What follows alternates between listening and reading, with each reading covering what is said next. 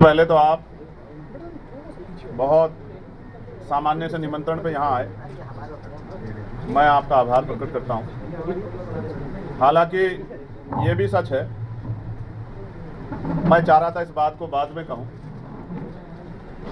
कि जिस तरह की स्थिति बन गई है यहाँ पर और जो आवश्यक सुविधाएं वो नहीं है प्रेस क्लब में, इस वजह से मुझे बताया गया था कि भाई प्रेस के साथी वहाँ कम जाते हैं, बड़े बड़े होटल्स में जब पीसी होती तो ही जाते हैं। तो मैंने उनसे कहा कि भाई जैसा भी है तो उसी प्रेस क्लब में करें, क्योंकि इसी व्यवस्था को तो सुधारना है, सरकारी व्यवस्था को सुधारेंगे तभी अच्छा रहेगा। तो मैं सबसे पहले तो आपको 4 जून जो आज़ाद समाज पार्टी काशीराम की सीनियर लीडरशिप ने व्यवस्था परिवर्तन दिवस के रूप में बनाने का फैसला लिया है, और उसके बाद 4 जून व्यवस्था परिवर्तन दिवस पे सत्ता परिवर्तन यात्रा हम लोग उत्तर प्रदेश के बिजनौर से शुरू करेंगे। और ये सत्ता परिवर्तन यात्रा बहुजन हिताय बहुजन सुखाय के संकल्प को आगे बढ़ाते हुए सामाजिक न्याय, भागीदारी और संविधान बचाने के संकल्प के साथ पूरे उत्तर प्रदेश के गांव, कस्बों, शहरों, पंचायतों तक जाएगी। हम और हमारे के कार्यकर्ता पूरे प्रदेश में पहुंचकर जिन मुद्दों पे मैं आगे आपसे बात रखूँगा उन मुद्दों को लोगों तक पहुंचाने का काम करेगा, और पार्टी उन्हीं मुद्दों पर चुनाव लड़ेगी। मैं पार्टी के नारे के साथ आगे बढ़ता हूं कि बहुजन समाज का संकल्प है, आज़ाद समाज पार्टी ही विकल्प। आप और मैं जानते हैं कि पूरे उत्तर प्रदेश में किस तरह के हालात हैं। वर्तमान सरकार को 9वां साल लग रहा है, 9 साल लगभग उनके जो हैं वो भी ये समझिए कि उसके भी 3 महीने ज़्यादा का समय बीत गया है। क्या हालात है, मैं आपको अभी की खुशखबरी देता हूं जो सरकार ने आपको दी है उत्तर प्रदेश की महान जनता को। 10% की बिजली के बिल में बढ़ोतरी की, अभी आते आते मैंने देखा। आप सबको बधाई, उत्तर प्रदेश सरकार ने आपको तोहफा दिया है पूरे प्रदेश की जनता को 10% बिजली के रेट में बढ़ोतरी का, और वो भी तब जब बिजली कटौती चरम पर है और लोग रात भर जाके किसी तरह से समय पास कर रहे हैं। ऐसे समय में बिजली कटौती की मार और ये 10% अतिरिक्त भार लोगों की जेब काटने का बड़ा अच्छा इंतजाम किया है। इसके लिए मुख्यमंत्री जी का धन्यवाद। 4 जून, क्योंकि 4 जून इसलिए महत्वपूर्ण है, पिछले लोकसभा का जब रिजल्ट आया 2024 का, तो 4 जून को ही आज़ाद समाज पार्टी काशीराम का पहला संसदीय सदस्य नगीना से जीता। पार्टी ने फैसला लिया है कि इस दिन को हम लोग उत्सव की तरह मनाएंगे, और पूरे प्रदेश और देश में जहाँ हमारे दुनिया में भी जहाँ हमारे आंदोलन जुड़े हुए लोग रहते हैं वो सब लोग इसको उत्सव के रूप में स्वीकार करेंगे, और अपने परिवार के साथ खूब मिठाई और तमाम तरह के जो है संकल्पों के जो आगे बढ़ने के लिए जरूरी उन संकल्पों के साथ इस कारवा को आगे बढ़ाने के लिए 2027 की तैयारियों में कमर कसेंगे। पार्टी का ये मानना है कि ये केवल एक राजनीतिक यात्रा नहीं है, जो सत्ता परिवर्तन यात्रा हम लोग शुरू कर रहे हैं, वो संविधान बचाने के लिए, सामाजिक न्याय स्थापित करने के लिए, बहुजन समाज की भागीदारी सुनिश्चित करने के लिए, दलित, पिछड़े, आदिवासी, मुसलमान, सिख, ईसाई, बौद्ध, किसान, मजदूर, युवा, महिला एवं वंचित वर्गों को एकजुट करने के उद्देश्य से ये यात्रा हम लोग शुरू कर रहे हैं। और जैसा मैंने आपको बताया, बहुजन समाज का संकल्प है, आज़ाद समाज पार्टी विकल्प है, सत्ता परिवर्तन अब की बार बहुजन समाज होगा हुक्मरान। इस संदेश के साथ ये यात्रा आगे बढ़ेगी जो तमाम पहलुओं को छुएगी, चाहे वो बेरोजगारी हो, चाहे वो भेदभाव हो, चाहे उपेक्षा हो, चाहे राजनीतिक हिस्सेदारी हो, सारे पहलुओं को ये यात्रा छुएगी। शुरुआत नगीना बिजनौर से, और प्रमुख मांगों में जो महत्वपूर्ण कुछ मांगे हम लोगों ने तय की है या जो हमने संकल्प किए हैं जिनको मैं आगे बढ़ाना, सारे तो नहीं पढ़ सकता, लेकिन एक पीड़ादायक जो आज का कष्ट है उसको यहाँ उससे शुरुआत करूँगा। आप जानते हैं अम्बेडकर महासभा विधानसभा के सामने 91 में बाबा साहब डॉक्टर भीमराव अम्बेडकर जो संविधान निर्माता हैं, महिलाओं के मुक्तिदाता हैं, भारत रत्न से सम्मानित हैं, उनकी अस्थि कलश स्थापित किए गए थे डॉक्टर सविता अम्बेडकर जी द्वारा। एक बार पहले भी प्रयास हुआ था, 20 में दोबारा प्रयास किया जा रहा है कि उस स्थान को बदलने की कोशिश की जाए। मैं बहुत जिम्मेदारी से ये कह रहा हूँ, उत्तर प्रदेश का एक नागरिक होने के नाते भी, क्या सरकार को सबकी भावनाओं का सम्मान नहीं करना चाहिए? पहले उस स्थल का महत्व क्या है? पहला ये कि बाबा साहब डॉक्टर भीमराव अम्बेडकर जी की अस्थि कलश वहाँ है, एक बात। उस अस्थि कलश में बाबा साहब की अस्थियाँ रखी हुई हैं, बहुत महत्वपूर्ण है। उसके बाद भारत के पूर्व न्यायाधीश, लोग हमारे सर्वोच्च न्यायालय के मुख्य न्यायाधीश, भारत के पूर्व प्रधानमंत्री, पूर्व राष्ट्रपति, पूर्व राज्यपाल, वर्तमान के प्रधानमंत्री, सब ने वहाँ जाकर ऐतिहासिक स्थल पर श्रद्धांजलि अर्पित की है।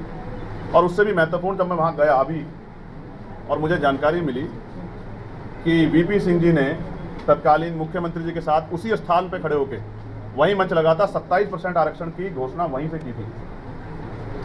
पिछड़े वर्ग के लोगों को संवैधानिक 27% आरक्षण मंडल कमीशन की सिफारिश से लागू करने की जो घोषणा थी वो उसी स्थल से की गई। ये तो हम दलित पिछड़े वर्गों के लिए शक्ति स्थल है, अधिकार स्थल है। यही नहीं, अर्जुन सिंह जी ने उच्च शिक्षा में पिछड़े वर्ग के लिए आरक्षण की व्यवस्था की घोषणा भी उसी स्थल से की थी। इतने महत्वपूर्ण स्थल को ये सरकार इधर उधर की बात करके छीनना चाहती है। मैं ये बताना चाहता हूँ, हालांकि मैं धर्मनिरपेक्ष राष्ट्र का एक नागरिक हूँ और भारतीय संविधान सभी धर्मों की आज़ादी की बात करता है। क्या ऐसा हो सकता है कि किसी एक धार्मिक स्थल पे सारे धार्मिक स्थानों का सर्जन किया जा सके कि लोग पूरे देश में कहीं ना जाए, एक ही जगह पे चले जाएं? क्या इस सर्जन के नाम पे हमारी आस्था, हमारी भावनाओं को कुचलने का सरकार ने मन बना लिया है? तो मैं भी ये बताना चाहता हूँ, अगर सरकार हमारी आस्था को कुचलने का मन बनाएगी तो हम अपने महापुरुषों के सम्मान स्वाभिमान की रक्षा के लिए इस सरकार से मुकाबला करने का मन भी बना सकते हैं। अगर उससे छेड़खानी की गई तो 2 अप्रैल जैसा आंदोलन पूरे प्रदेश और देश में हम लोग खड़ा करेंगे। ये बात की मैं जिम्मेदारी लेता हूँ और अपनी पार्टी की तरफ से ऐलान भी आपके सामने करता हूँ। उसके बाद एक जो बहुत महत्वपूर्ण है, जो पीड़ा दे रहा है नौजवानों को, पेपर लीक। अभी नीट का पेपर लीक हुआ था। ये कैसी कानून व्यवस्था है जहाँ इतना महत्वपूर्ण पेपर लीक हो जाता है? और सिर्फ पेपर लीक नहीं होता है, नौजवानों के सपनों की हत्या होती है, उनके परिवारों के सपनों की हत्या होती है, उनके सशक्तिकरण की हत्या होती है, उनकी भावनाओं की हत्या होती है। अभी SSC GD के पेपर में क्या हुआ? कब तक गलती के नाम पे हम नौजवानों को भेंट चढ़ाते रहेंगे? जिन पेपर के स्थानों पे 400 बच्चों का एनरोल था, वहाँ 800 बच्चे पहुँच गए। क्या व्यवस्था है ये? क्या कमी है सरकारों के पास? किस तरह का मजाक हो रहा है? पिछले 7 सालों में लगभग 90 पेपर लीक हुए। सिर्फ पेपर लीक हो रहे, आरक्षण घोटाले हो रहे, शिक्षक भर्ती हुई या और कोई भर्ती, पुलिस की भर्ती हो, किस तरह के घोटाले हो रहे हैं, सब आपके सामने है। तो हमारी ये मांग है, हम इसको जनता के बीच में भी लेके जाएंगे कि हत्या जैसी सजा जो है का प्रावधान पेपर लीक पे होना चाहिए, उनकी संपत्ति जब्त होनी चाहिए, और चाहे उसमें नेता इन्वॉल्व हो, अधिकारी इन्वॉल्व हो, सबको संगठित अपराध के रूप में लेके उन पर इतनी सख्त कार्रवाई करनी चाहिए कि नौजवानों के भविष्य के साथ खिलवाड़ ना हो। तो आपके घरों में भी आपके छोटे भाई होंगे, जो उम्र में बड़े उनके बच्चे होंगे, क्या आप अपने बच्चों के भविष्य को ऐसे बर्बाद होते देखना चाहते हैं? सरकार के पास कोई जवाब नहीं है। इसलिए जनता को जागरूक करने के लिए हम लोग इस सत्ता परिवर्तन यात्रा के जरिए निकलेंगे।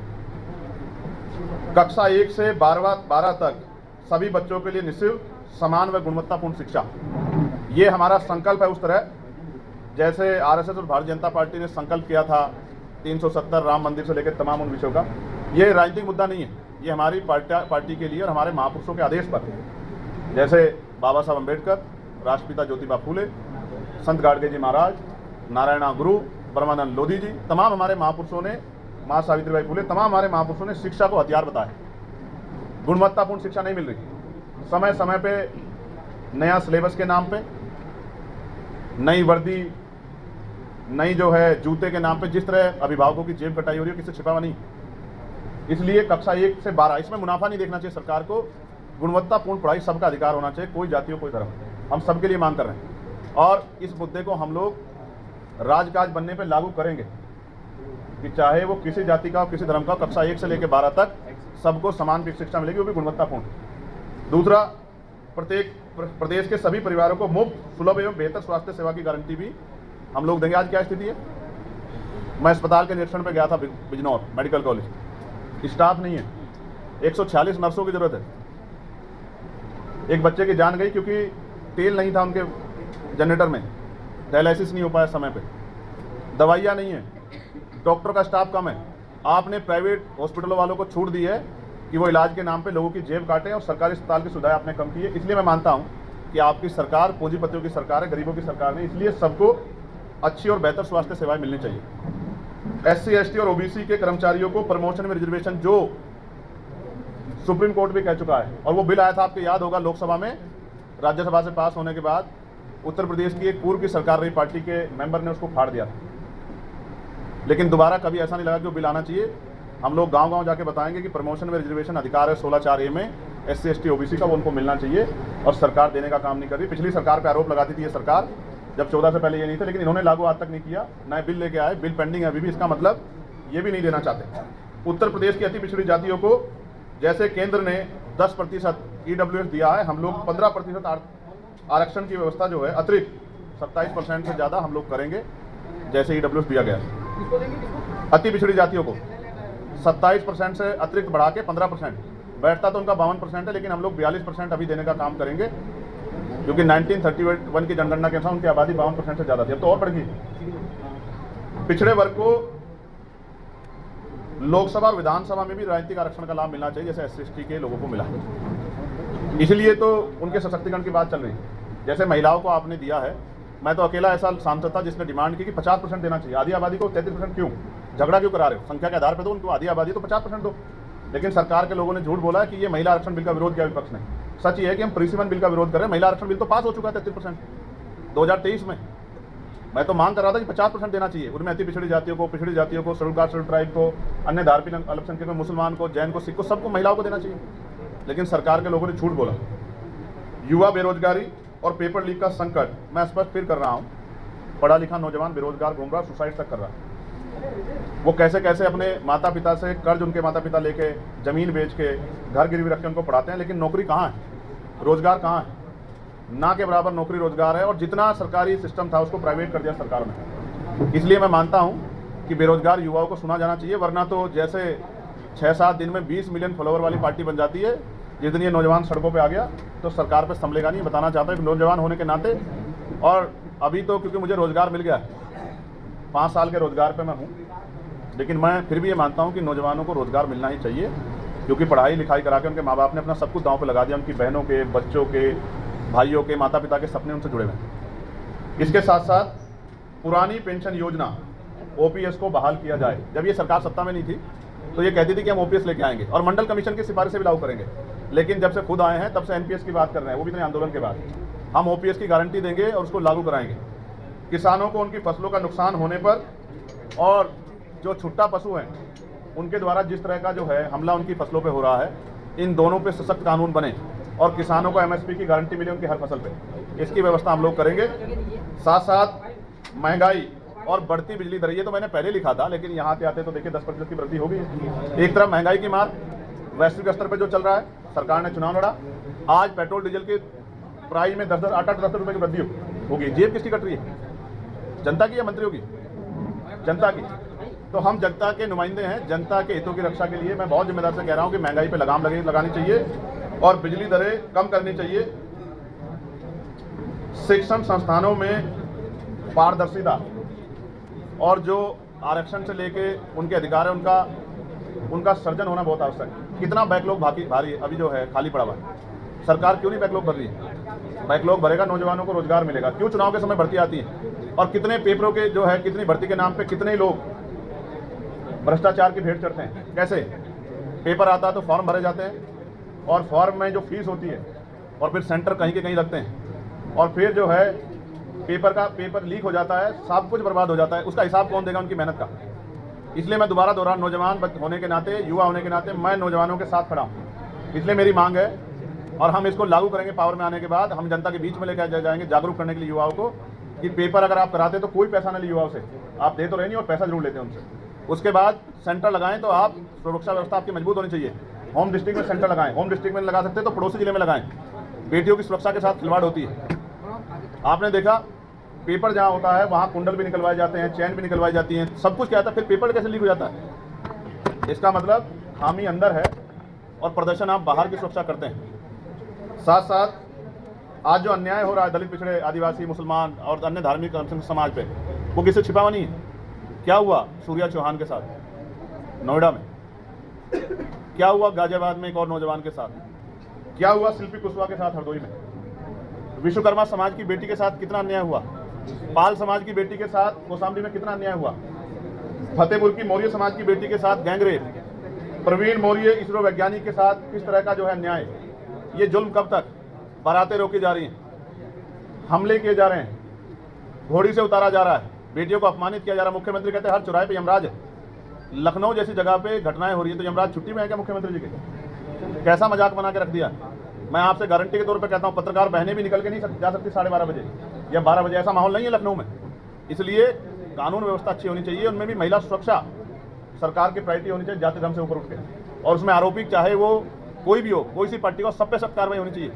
हमारे यहाँ एक 10 साल की बच्ची के साथ छेड़खानी हुई सहारनपुर में, और आपने खबर देखी होगी, पोस्को में मुकदमा दर्ज हुआ, लेकिन आरोपी के समर्थन में हजारों लोग एसएसपी के आवास पे चले गए, एसएसपी कार्यालय पे, और नारे लगा रहे हैं एक संगठन के खिलाफ।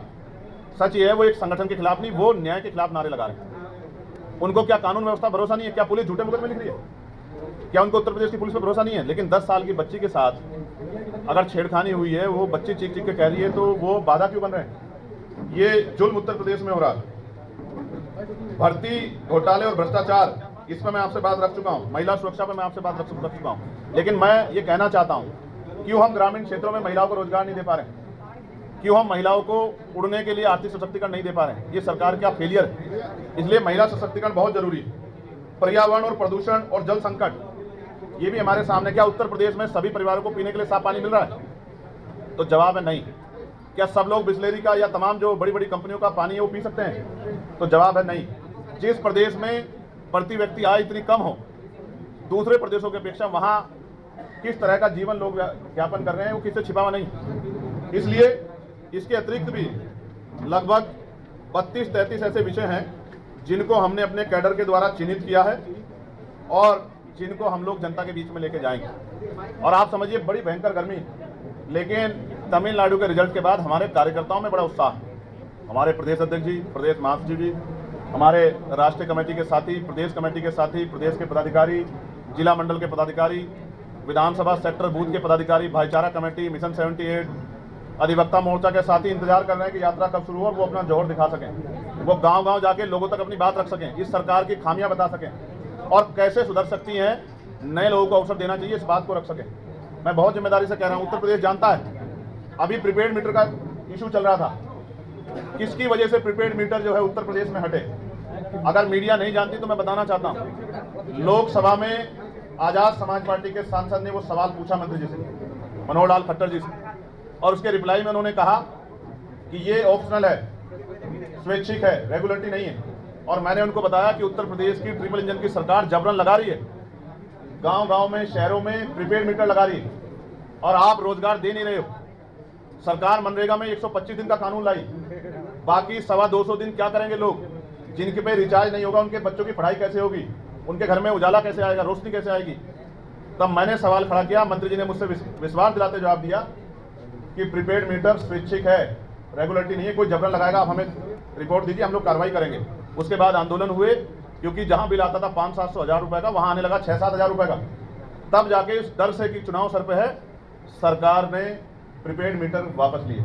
और मैं आज जनता को कहना चाहता हूं, चुनाव खत्म होगा तो फिर से प्रीपेड मीटर ले आएंगे, इसलिए इनको हटाना बहुत जरूरी है। इसलिए सत्ता परिवर्तन यात्रा से जुड़ना जरूरी है। मैं बहुत जिम्मेदारी से चीजें कह रहा हूं। मैं आपको ये भी बता रहा हूं, पेट्रोल डीजल चुनाव के समय याद नहीं थे, लेकिन मैं लगातार कह रहा था कि जैसे चुनाव खत्म होगा पेट्रोल डीजल बढ़ेंगे, उनके रेट बढ़ेंगे, बड़े रेट।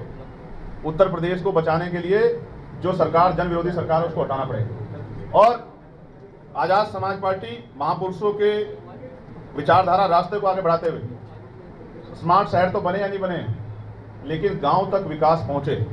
शहरों में सड़कें बड़ी हुई है नहीं हुई चौड़ी, लेकिन गांव की सड़कें अच्छी बन जाएं, गांव के विद्यालय, गांव के अस्पताल अच्छे बन जाएं, ग्रामीण क्षेत्रों में बिजली पानी की व्यवस्था हो जाए, रोजगार की व्यवस्था हो जाए। ये हम संकल्प समझते हैं, क्योंकि मैं मानता हूं 80% आबादी गांव में निवास करती है। गांव को मजबूत बनाना जरूरी है। इसलिए बहुजन समाज का संकल्प है, आजाद समाज पार्टी विकल्प है, नौकरी दो या कुर्सी छोड़ो। हम नौजवानों के बीच में जाके पूछेंगे, सरकार से सवाल पूछो, नौकरी दो या कुर्सी छोड़ो। जैसे याद है ना मंडल कमीशन, काशीराम साहब ने क्या कहा था, मंडल कमीशन लागू करो वरना कुर्सी खाली करो। तो क्या तो कुर्सी छोड़ो या नौजवानों को रोजगार दो। युवा मांगे रोजगार, नहीं चाहिए भ्रष्टाचार। कब तक भ्रष्टाचार की भेंट चढ़ेंगे? संविधान बचाओ, सामाजिक न्याय दिलाओ, सत्ता परिवर्तन अब की बार बहुजन होगा हुक्मरान। पूरे प्रदेश में यात्रा जाएगी, पूरे प्रदेश के लोगों से अपील करेगी। हमारे कार्यकर्ता, हमारे नेता गांव-गांव, गली-गली जाके उत्साह के रूप में अगले 8 महीने इस उत्साह को मनाएंगे। और इस उत्साह को सरकार जानती है, क्योंकि 2024 में नहीं लड़े थे हम लोग पूरे उत्तर प्रदेश में। तो सरकार जानती है कि ग्रामीण क्षेत्रों में आजाद समाज पार्टी की पकड़ क्या है। इसलिए तो पंचायत चुनाव नहीं कराए। क्या दिक्कत थी पंचायत चुनाव ना कराने में? क्या सरकार को नहीं पता था कि आदर्श पिछड़ा वर्ग आयोग बनाना पड़ेगा? फिर क्या हुआ कि आप नहीं बना पाए? क्योंकि आप चुनाव कराना नहीं चाहते। आपको पता है चुनाव होगा, रिजल्ट आपके खिलाफ आएगा, तो फिर जनता के मन में संदेश बनेगा कि सरकार जाने वाली है। आप जबरन ब्लॉक प्रमुख, जिला पंचायत अध्यक्ष बनाने की कोशिश करोगे तो कड़ा विरोध होगा। विरोध से बचने के लिए आप इसको चुनाव के बाद ले जा रहे हैं, क्योंकि आपको लगता है कि आप पुनः शाम दाम दंड भेद छल कपट लगा के और कोई ऐसी योजना ला के कि महिलाओं को पैसे देने की आप वोट को लूटने का, खरीदने का प्रयास करोगे और फिर सत्ता के आधार पर दमन करके इन चुनाव को लूटने का प्रयास करोगे, इसलिए आप चुनाव को पीछे ले जा रहे हैं। लेकिन आज़ाद समाज पार्टी ये होने नहीं देगी, ना ही अस्थि कलश वहाँ से हटाने दिए जाएंगे, ना ही उत्तर प्रदेश के युवाओं को, किसानों को, बेरोजगारों को, नौजवानों को, महिलाओं को और कर्मचारियों को अपमानित होने दिया जाएगा। सबको साथ लेकर आज़ाद समाज पार्टी आगे बढ़ेगी, ऐसा मैं आपको विश्वास दिलाता हूँ। 4 जून व्यवस्था परिवर्तन दिवस, और व्यवस्था परिवर्तन दिवस से सत्ता परिवर्तन यात्रा बिजनौर शुरू होकर पूरे उत्तर प्रदेश में जाएगी। इन्हीं सब बातों के साथ मैं अपनी बात को खत्म करता हूँ।